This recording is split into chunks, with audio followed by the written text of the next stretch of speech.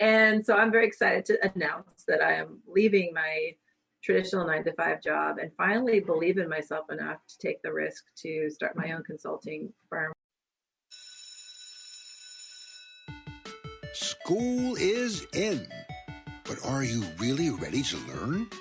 Open your eyes to a new day in education with the Awakening Educator, a program specifically designed to explore a new, mindful way of educating our youth.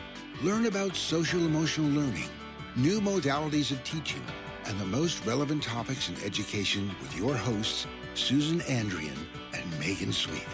Susan and Megan will take you inside the issues by looking at them from different points of view, from policies and research to teaching models that are actually used in schools. There's never a dull moment in this classroom. Have any questions you'd like to ask? Maybe you have knowledge you'd like to share. Share your thoughts live on air. Grab a pen and paper and get ready to open your textbooks and minds to a new way of learning on the Awakening Educator. Hi, everyone. Welcome to the Awakening Educator. I'm Susan Andrien. And I'm Megan Sweet. And we are together in person. In the studio for the first time since last March. So more than a year. That's pretty incredible. So excited to be with you. Thank you for being here. Oh, I know. We're together. It's so nice. So today's show is just actually us talking. Why are we doing that, Susan? We have, throughout the pandemic, been talking with each other about emerging from this better than we came in. And we're at year 2. We just hit our second year reunion of the show. And we've been talking a lot about relaunching and making sure that we are highlighting the stories that we want to highlight and reflecting on all of the amazing content that we have. And I'm really, really proud of what we've done. And now wanting to launch the next phase of the Awakening Educator to really elevate the stories that are important in this moment, in this time in education, because I think we're at such an incredibly pivotal moment in education. Things are transforming, and we want to hear and learn about what's happening in the world. Yeah, that's a great. That's right. I agree. That's what we talked about. I think we were, very transparently as we were thinking about and reflecting on the first 2 years. I loved our format. I love our format of going policy to practice and looking at issues from different points of view. But what we found was in doing that, we were a little bit controlling the story or controlling or limiting actually the access to other stories that were out there because they didn't fit into that 3 or 4 part series. We weren't really taking them up.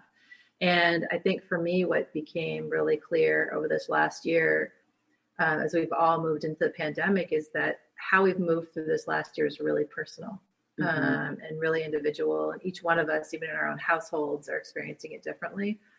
And certainly folks are experiencing education really differently than they did before. And because the unit is us, a teacher in the classroom in their own little computer, and students are experiencing it almost individually, it felt like a good time to just start capturing the stories a different way. So that's what we're going to start doing. We wanted to just start opening it up to those stories. It certainly could mean that we'll have series that are built in there. And we're still definitely going to be talking about policy to practice. Right. We just won't be able to do it in that same specific structured format for series. Right. So the series, we actually have a show coming up where we think there actually will be at least a 2-part series. So we will be having those, but maybe not in the same format as before. So we just really want to open it up to everyone and have some of those conversations. We're also changing the format a little bit. So we're going to go back to having breaks, commercial breaks. So you'll see us breaking at least once or twice during the show. Just providing opportunities to share probably in the beginning stuff that Susan and I are up to, but then also later on other resources or other information about folks. Yeah, and we also in that time we're hoping to highlight some of the really great entrepreneurial folks that we know eventually. So as Megan said, we're going to start with us, but really thinking about who are the sponsors and how do they reflect our show, Right. So that they're sponsoring us, but we also want to make sure that they match who we are and what's important to us. That's because right. There's some Yeah. wonderful practitioners out there with their products that we think are bringing value to the community. Yeah, that's right. So maybe we can just talk a little bit about what this last year has been for each one of us. And then the final part of our new series is this came from Susan. And I just think it's brilliant, is really highlighting an element of a story of an educator that we really like and that we really thought was interesting. And so we'll do that today towards the end of the show. And so that'll be brought in. Every show now is highlighting just someone from the field, someone that just caught our attention. Spotlight on education. Spotlight on an education or on an educator. So we'll be doing that too. But I think it would also be interesting just to hear what your journey's been like over the last year, and I could share mine as well. What have I been up to? Was that the question? What have you been up to?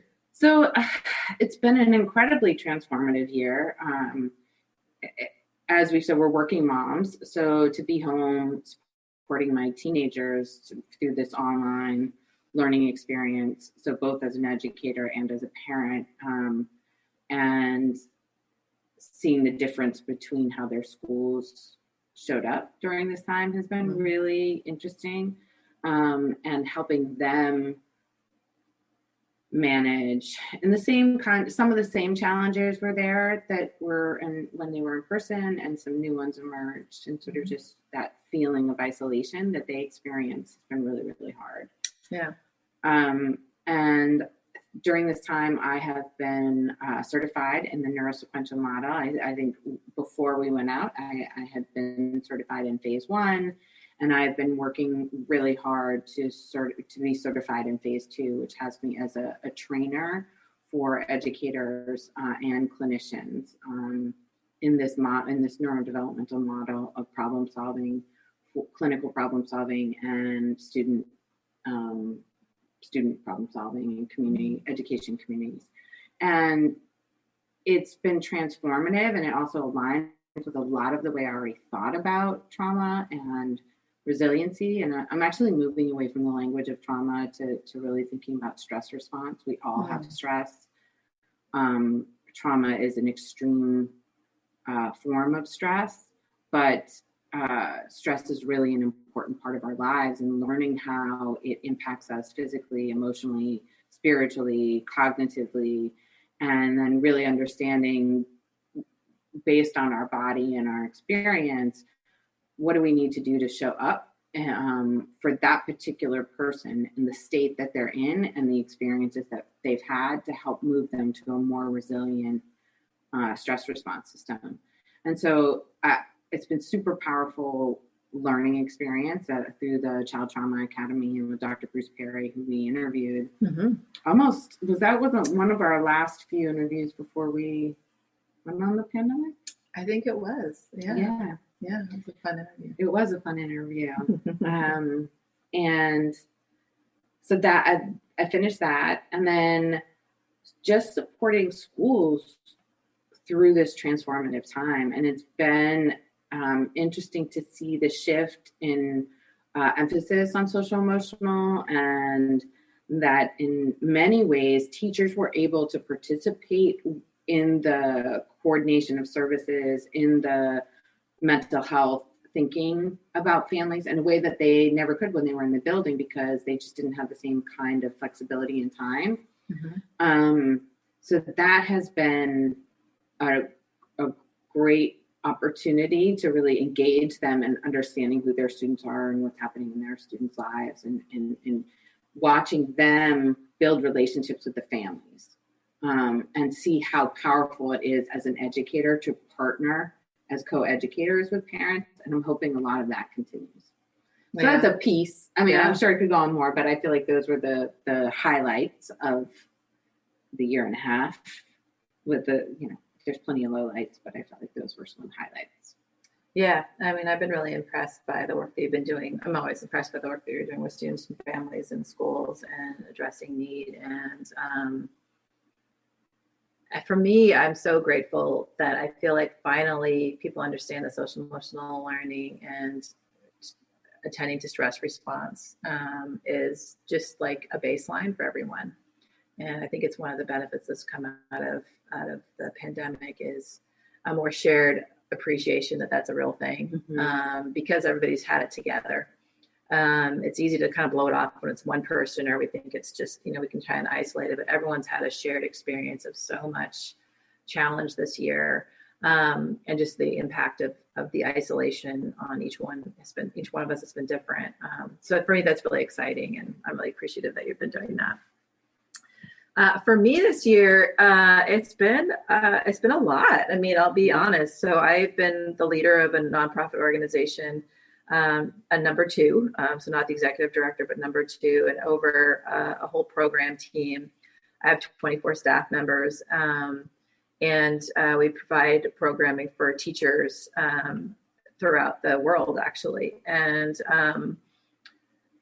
so part of my work has always been on Zoom. A good part of my work had always been meeting with my team on Zoom, because they're spread all over the country. They're not all necessarily local. In fact, I only have one employee that's local. Everyone else is somewhere else. So being on Zoom wasn't a new experience for me per se, but what was new and what was challenging this last year was that all the other meetings that I normally didn't have on Zoom were also on Zoom. So I went from maybe 30% of my work week being on Zoom, or 40% maybe, to 95% of my work week being on Zoom, and just experiencing the profound impact of that. So moving from having, no interactions with, the only time you interact with, people that I would normally see every day was if we scheduled a Zoom call. And so just the Zoom fatigue, which some people talk about, for me has been a really real thing this year. Absolutely. And I've been trying to do my own side business for a long time. And so just noticing myself and having been home, and like, I took advantage of that in the worst possible way of like working way too much. So for me, a lot of the last year has been working 80 to 100 hours a week, tons of Zoom time, and just wearing myself out. And losing a lot of joy. I think taking care of my son has been a big part of it. It's been great having him be home. It was definitely weird at first, and I think he's looking forward to not being at home anymore, but I've liked having him at home. But just all the balancing of going from, Zoom meeting to Zoom meeting, work project to work project. And then at the end of a long day where I'm tired, then I pivot and take care of my kid and try to attend to him. And he's got his own emotions and feelings based on having been locked up for so long inside the house. I definitely got to kind of a breaking point. So, and decided I had to do something different, and started exploring. I don't think I even talked with you about it, Susan, but I started exploring what was behind some of my behaviors and some of this overworking that I was doing, and discovered some like I'm not worthy kind of messages in there. Some core beliefs that weren't beliefs that maybe I wasn't worth it. And so I started doing this like worthiness work. There's a book by a woman who wrote about it. And I'll find the link to it because I thought it was just so interesting. But I did tell you about it. Yeah, you told me about it. But it's really like looking at some of these patterns. So I started just exploring some of the patterns in my life and how I was showing up, and what I was kind of putting up with, and got to this point where I'm not willing to work so much anymore. Good for you. I'm so glad that you got to that point. Finally. And so I'm very excited to announce that I am leaving my traditional 9-to-5 job and finally believe in myself enough to take the risk to start my own consulting firm, which I've had on the side, but to have that be the thing is something I'm really excited about. And that I start that on May 1st. And so there'll be some more information about that. But the beginning part of that will really actually just be doing nothing and just being, just being me and just being, just connecting back in with myself, doing all the things that I write about in my book and we talk about here around like prioritizing yourself and your own well-being. I'm actually going to do that. Yeah, just taking the pause to be able to decompress. taking the pause to decompress, choosing to believe in myself, and trusting that things will work out. But I don't need to micromanage and control everything. So, so I'm excited. I definitely have some ideas about what I want to do. You and I have talked about some ideas about some things to do. So there's going to be stuff coming.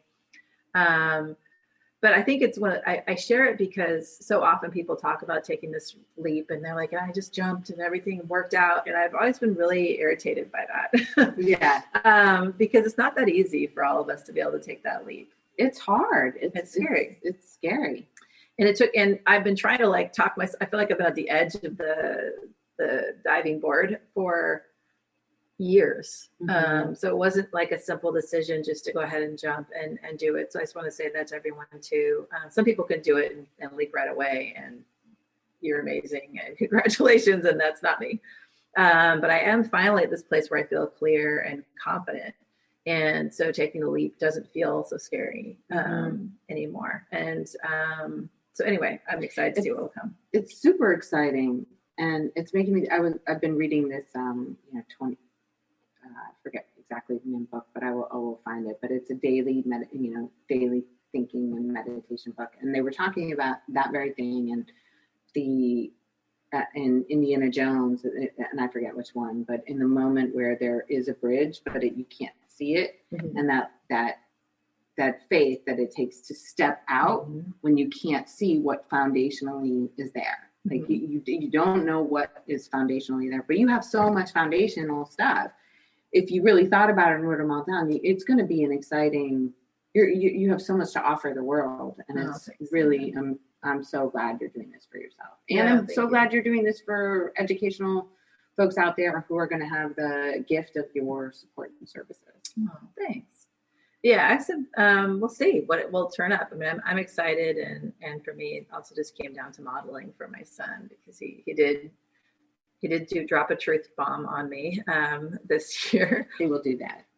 Basically just reflecting that, watching how hard I was working and how little joy there was associated with that work, it didn't make him really want to grow up and have a job. And I'm with him on that. So I need to be able to demonstrate taking the risk, but also living a life that includes a lot of joy, and that's not just being like self-indulgent. That's like important. So yeah, so that's what I'm up to. That's exciting. We'll see. You want to see the video? Yeah. Susan? Okay. So are we at that time? The featured person? Yeah, let's do it. Let's do it. So this is of so we're going to start sharing these promising practices of educators. And so just a quick story about this person before I hit the play on the video. So I live in Alameda, and all around Alameda, there has been this woman for the last couple of years. I didn't know it was a woman until now, this person for the last couple of years, who has been putting really positive and affirming notes just in random places around town. So you'll just be walking down the street and you'll see something like, you can do it and you're great and whatever.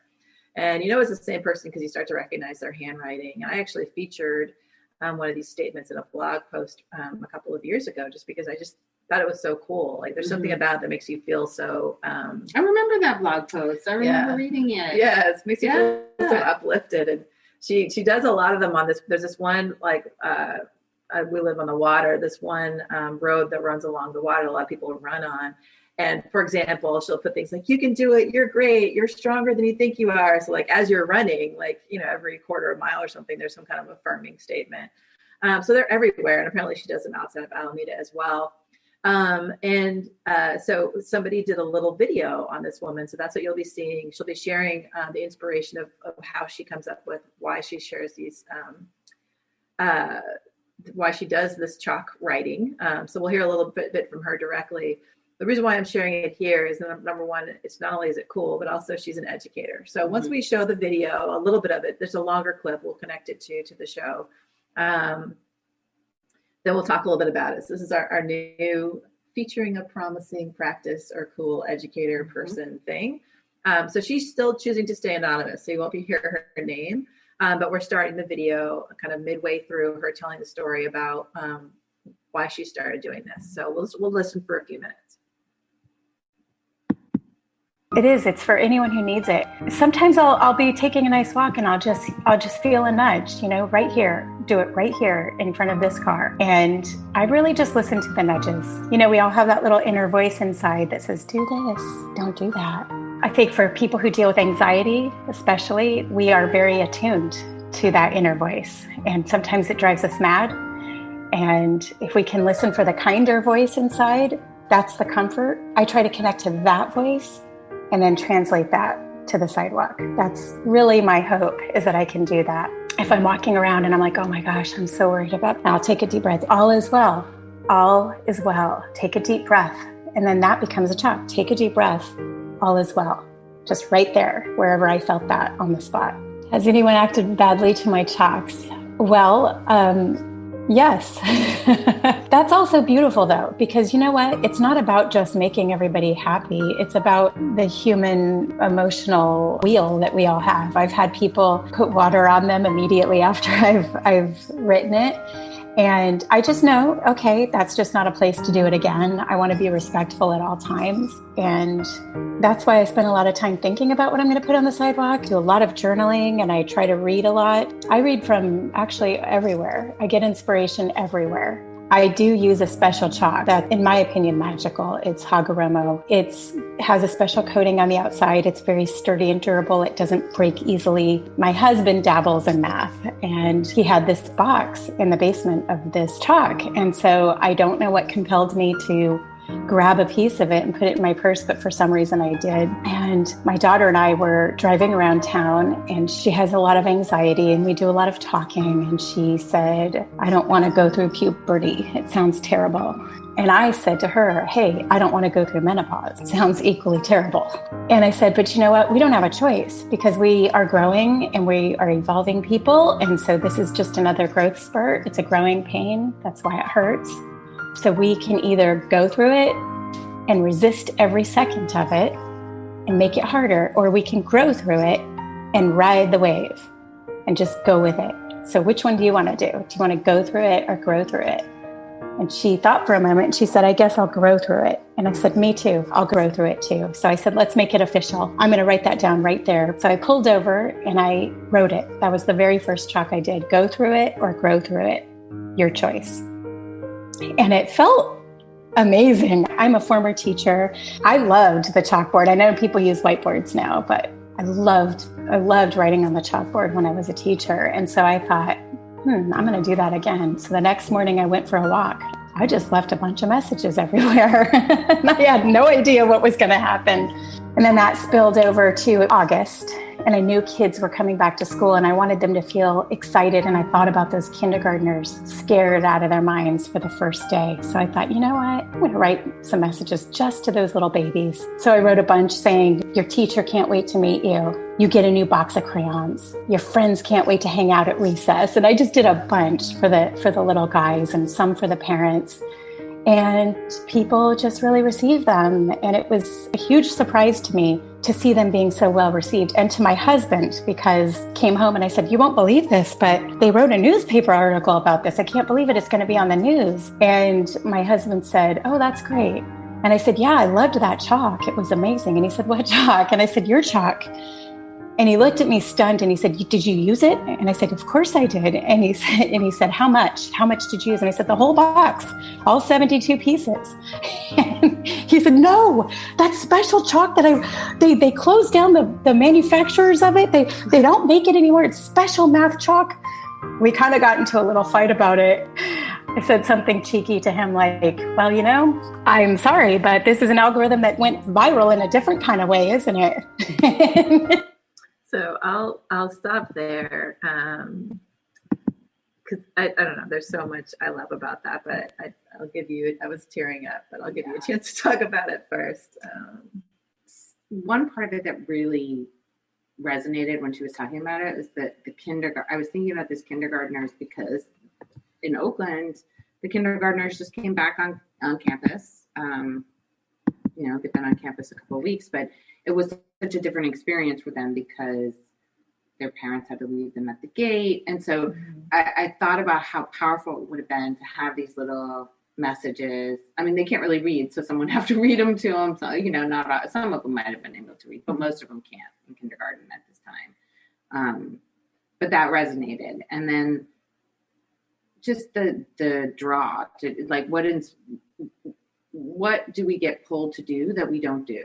Like in that moment, she had this idea to write it down and she did it. And then how many of those moments do we have and say, oh, that would be silly, or that's stupid, or people are going to think I'm weird, or whatever it might be. And she didn't. And I love that. Yeah. That's what drew me to share it, actually, is, I talk a lot about connecting with your intuition. And I think people make it sound like this big, scary, or really life shattering, earth shattering kind of thing, or you're going to hear voices, but it's actually that. So what she did there is what I've been trying to talk about in my book and other places, which is you just get a sense to do it. So the first moment was like she was downstairs and she just got this hit to put some chalk in her purse for no good reason. It's not like she ever walked around, but she listened to it. It was like, okay. And then this conversation happened with her daughter, and she sounds like a great mom, but like a really powerful conversation with her daughter. And then the next hit was, I should memorialize this moment. And I have this chalk and I'm going to pull over and I'm going to memorialize this moment right now. And she says it so often, she does write them down, but if she has a thought right in that moment, to stop and to write it down on the ground right there. It's just such a beautiful way of responding to and being open to those intuitive hits that we all get. And that's what it is to follow your intuition. It's not waiting for some kind of lightning bolt, although sometimes I'm sure that happens. It's those small little nudges coming from inside of us telling us to do something. And it doesn't have to make sense. Often it doesn't. But it's just telling us to do something, and you just take one step after the other. She didn't like write them down and be like, I'm going to be famous and people are going to be like following me. It was like, this feels like the right thing to do. I'm going to write it down. I remember that those notes that she gave that first week that she did them for the back to school. And it was a couple of years ago. And my son was in 3rd or 4th grade. And I just remember we all were delighted. And she did them at every elementary school in the town. Every elementary school got these notes. So as you're walking up all around each I think school, I remember you telling me about that as well. I just think it's so delightful. And just such a beautiful, and just like these who doesn't want to like come upon an encouraging and positive note? And I also kind of like the impermanence of them, that they go away, that, you can wash them off, but also they just get walked off. So something about that also just feels really meaningful to me. So anyway, I love that. The other component, I think, is that, when she was asked, did people not like it, or did people get angry, and her sort of humility, the way that she shows up with that, and that, okay, it just wasn't right for that person. I knew that, I want to be respectful and not do it there. Like, she seems very grounded, and it seems like the writing on the sidewalk helps her stay grounded. Yes. Right. It helps her sort of move whatever's happening in her body, in her space, and whatever kind of emotional response she's having at that moment. And it translates it out of her and into the world in a way that helps somebody else who maybe have some other connection to what she wrote. Yeah. And to me, she's such an educator. Like as soon as she said it, I was like, of course she is. Of course she's an educator, because that's what we do as educators, where we are always looking for and thinking about the feelings of other people. And of course it's chalk, of course it's chalk.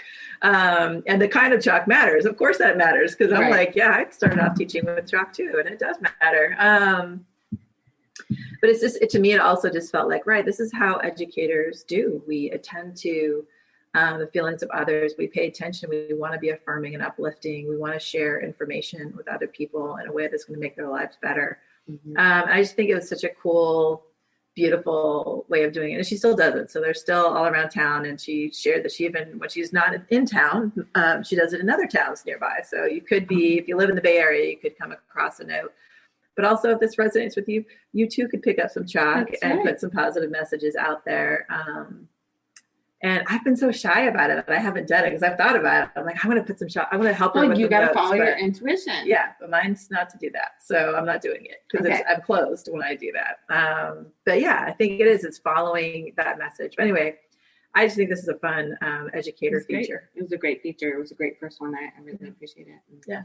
I'm super excited about this new part of our format. I think we want to elevate the folks that are out there doing amazing work, and there's so many. There are so many. And these little ways that I think in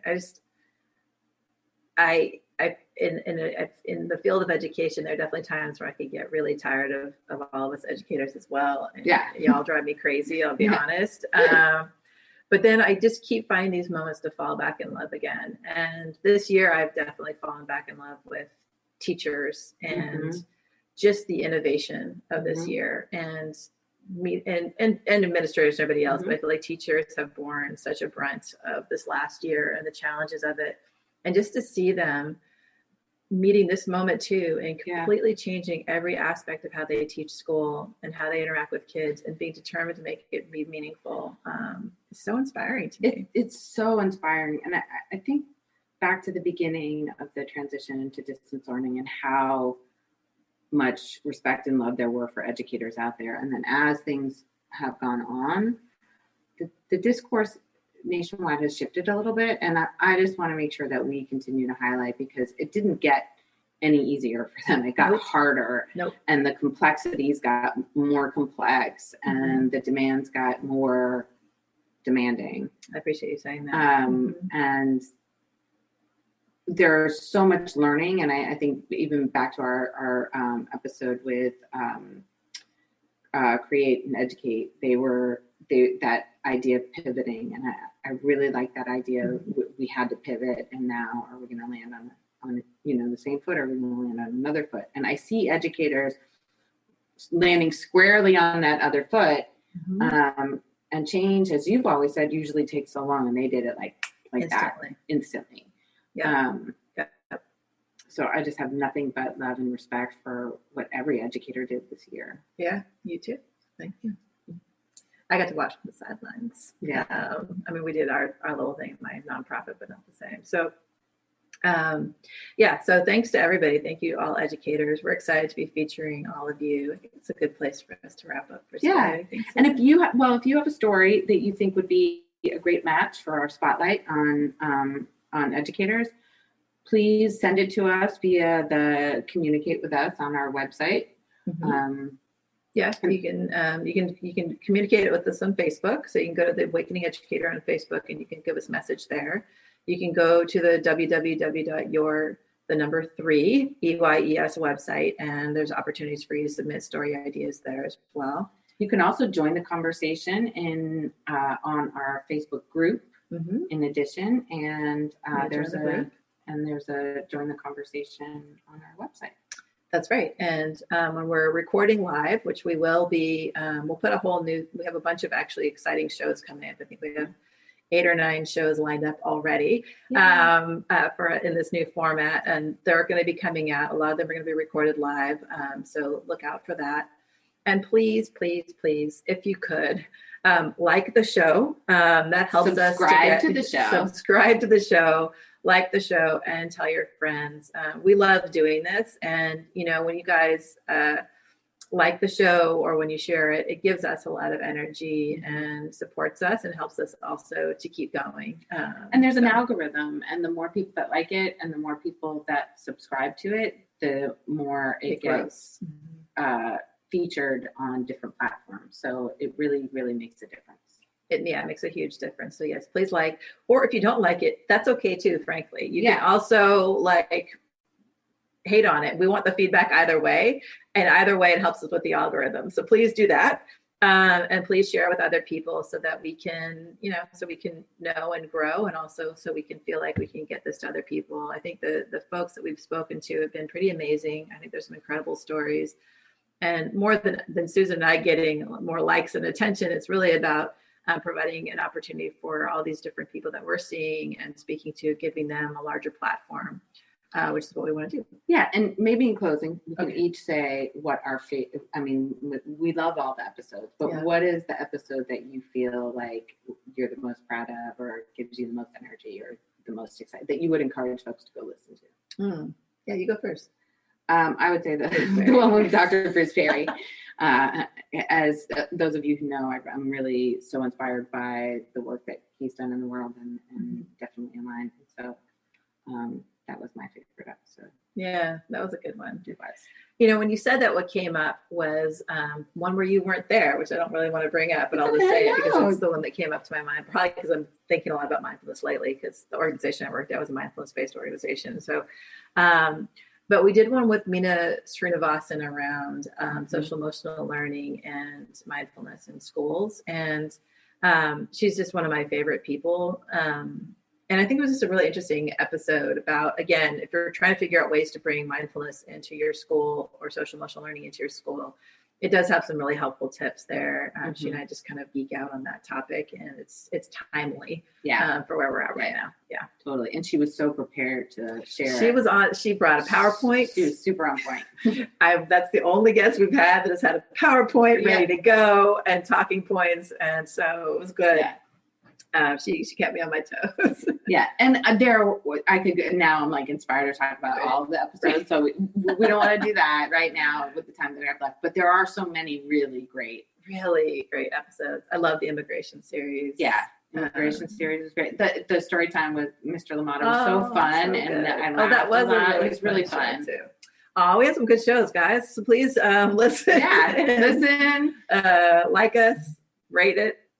Share it. A friend, please, and definitely share your ideas. So you know something yourself or someone else is doing something that you'd love to have highlighted in these little features.